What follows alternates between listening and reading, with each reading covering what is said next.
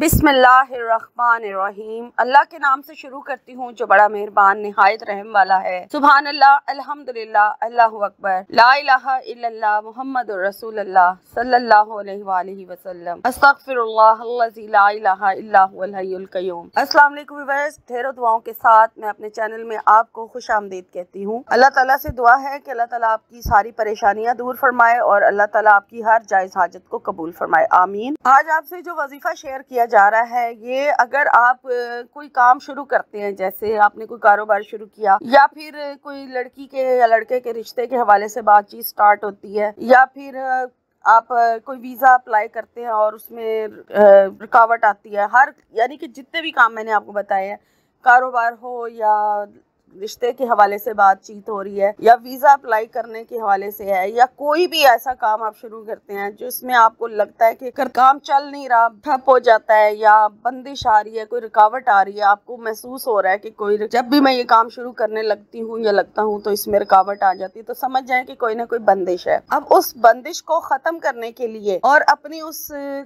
हाजत को पूरा करने के लिए, अपने उस काम को पूरा करने के लिए, क्योंकि हाजत भी होगी तो तब भी ये अमल काम करेगा, और अगर किसी किस्म की कोई बंदिश, कोई रुकावट किसी हवाले से भी लगी हुई है, उसको दूर करने के लिए भी ये वजीफा जो है आप कर सकते हैं। अब इसको मैं आपको दोनों तरीकों से बता दूंगी, आपको जो सा तरीका सूटेबल लगता है आप उस हवाले से कर लें।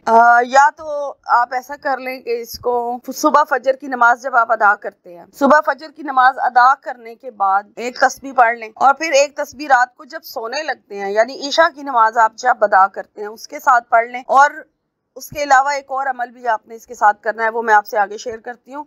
और इसका जो दूसरा तरीका है वो ये है कि आप सारा दिन चलते फिरते उठते बैठते इस आयत का, जो मैं आपको आयत बताऊंगी, उसका विर्द करते रहें। जैसे जैसे आप काम करने के दौरान भी बावजू बेवजू कर सकते हैं, लेकिन पाकी की हालत में, ख़वातीन के हवाले से मैं बात कर रही हूँ, लेकिन होगा पाकी की हालत में, क्योंकि ये कुरान पाक की आयत है, तो आप इसको ज़्यादा पढ़ेंगे तो फिर पाकी की हालत नहीं पढ़ा जाएगा। बेशक आप इसको बगैर काउंट किए पढ़े, सारा दिन, सुबह शाम रात दिन, जिस तरह से भी आप पढ़ना चाहे इसको चलते फिरते पढ़ लें, या फिर एक बार आप रूटीन बना लें कि फजर की नमाज के बाद पढ़ना है और एक बार रात को ईशा की नमाज के बाद पढ़ना है। तो एक एक तस्बीह आपने पढ़नी, और बहुत छोटी सी आयत है लेकिन बहुत ज्यादा पावरफुल आयत है। और ये आयत जो मैं आपसे शेयर कर रही हूँ ये है, इन्ना रब्बी अला कुल्ली शैइन कदीर। ठीक है, इन्ना रब्बी अला कुल्ली शैइन कदीर, बेशक मेरा रब हर चीज पर कादिर है। तो ये आयत आपने पढ़नी है। अगर आप इसको सुबह फजर की नमाज के बाद 100 बार पढ़ रहे हैं और ईशा की नमाज के बाद 100 बार पढ़ रहे हैं तो ये भी बेस्ट है।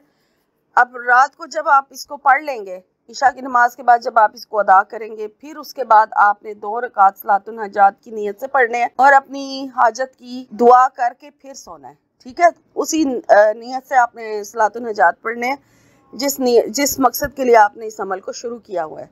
रात को आपने 2 नफल नमाज अदा करने हैं। ईशा की नमाज के बाद पहले आप 100 बार इसको पढ़ेंगे जो मैंने आपको आयत बताई है, फिर उसके बाद आप 2 रकात हाजत के नफल अदा करेंगे और जब सोने लगे उससे पहले।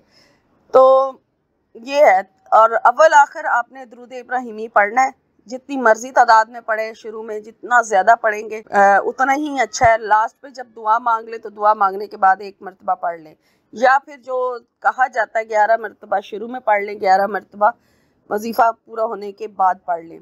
तो जिस तरह आपको सहूलत है आप पढ़ें दुरूद शरीफ, और इस तरह से ये अमल आपने जारी रखना है जब तक आपके जो काम है वो सीधे नहीं हो जाते। जितनी भी बंदिश होगी, जिस भी काम की बंदिश रुकावट होगी, वो अपने आप दूर होती चली जाएगी। चाहे एक मकसद के लिए आप कर रहे हैं तो चाहे इसके साथ आप बेशुमार हजात मांग सकते हैं, लेकिन हाजात से मुराद ये है कि कोई हाजत है ना, अगर आपकी कोई एक हाजत है, जैसे आप किसी जगह पसंद की शादी करना चाहते हैं, तो फिर आपने हाजत जो है उसकी एक ही हाजत की नियत करनी है।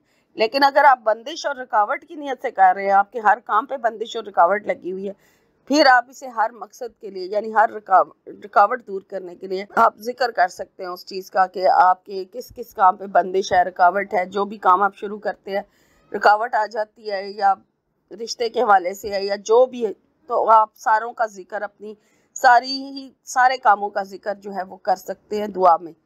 लेकिन अगर कोई ख़ास हाजत को लेकर करें तो फिर वो एक ही होनी चाहिए। आई थिंक आपको अच्छी तरह से समझ आ गया और आप इस अमल को ज़रूर करें।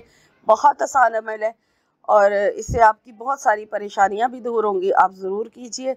वमा अलैना इल्लल बलागुल मुबीन।